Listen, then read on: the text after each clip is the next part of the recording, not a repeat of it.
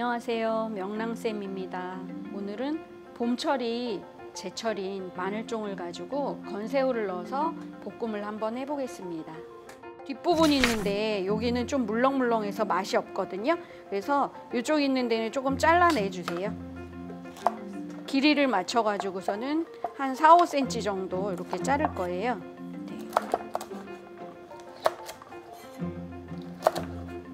자꾸 도망가네요. 마늘종은요 한 3-4월 마늘이 나오기 전까지 나오는 건데요, 마늘꽃 대라고 보시면 됩니다. 효는 마늘과 똑같고요, 맛은 순해서 반찬으로 만들어 먹기 아주 좋은 식재료입니다. 기본적으로 마늘이 항산화 작용, 항균 작용, 항암 작용, 면역성 강화에 도움도 되고요, 그런 효능을 이 마늘종도 다 가지고 있어요. 깨끗한 경우도 있고 비가 온 다음에 채취한 것들은 조금 지저분한 경우도 있고 그래요. 그래서 찬물을 따랐을 때 유난히 뿌연 것도 있긴 합니다. 그래서 여기에다가 식초를 한 큰술 정도 넣어서 비벼서 씻어주세요.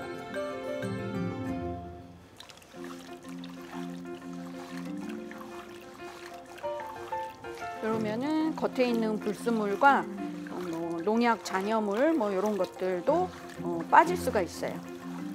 그래서 잠시 5분 정도 담가 놨다가 그 다음에 다시 2-3회 헹궈 주시면 됩니다.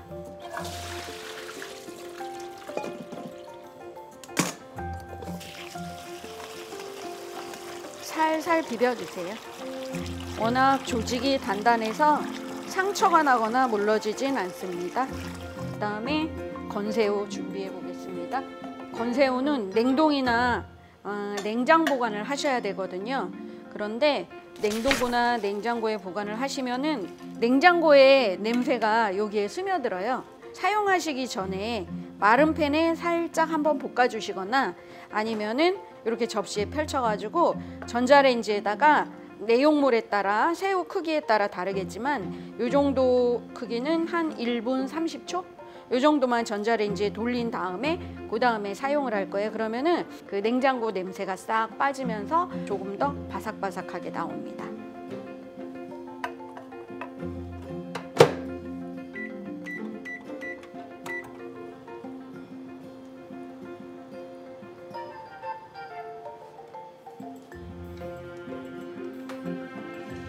홍고추를 반 개 정도만 넣어 보겠습니다. 요거는 없으면 안 넣으셔도 돼요. 고명으로 조금 넣어주는 거예요. 씨까지 구우지 않으셔도 되고요. 이렇게 해서 마지막에 포인트로 조금만 넣어줄게요. 양이 많지 않고 조금씩 집에서 조림을 하실 때는 넓은 후라이팬보다는 이렇게 둥근 모양의 웍이 좋습니다. 기름을 1.5큰술 정도 넣으시고요. 볶아 보겠습니다.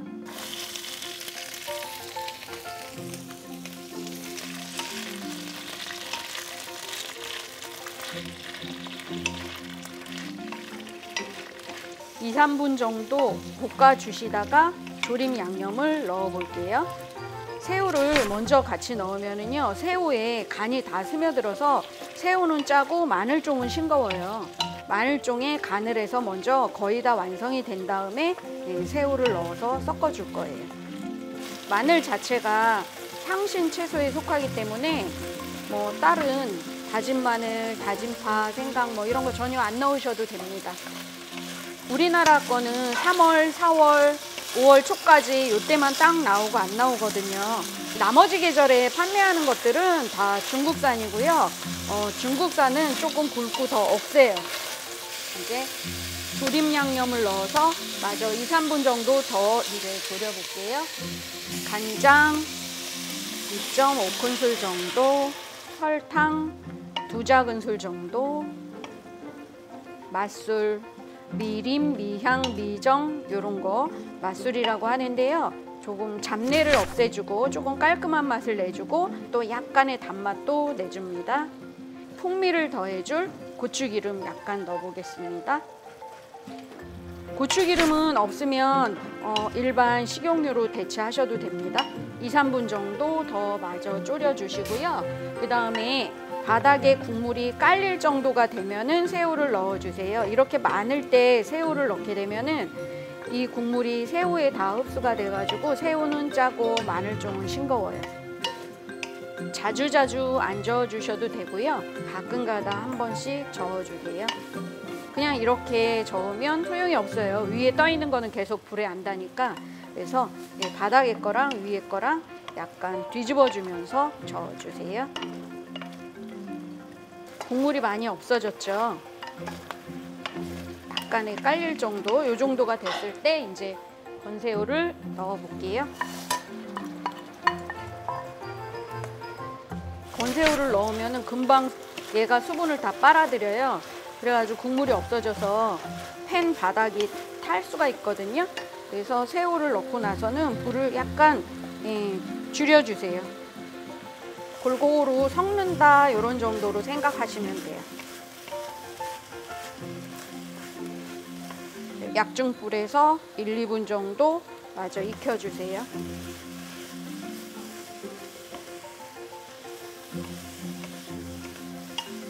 불을 끄기 전에 홍고추 채 약간, 깨 2작은술 정도, 참기름도 1작은술 정도 살짝.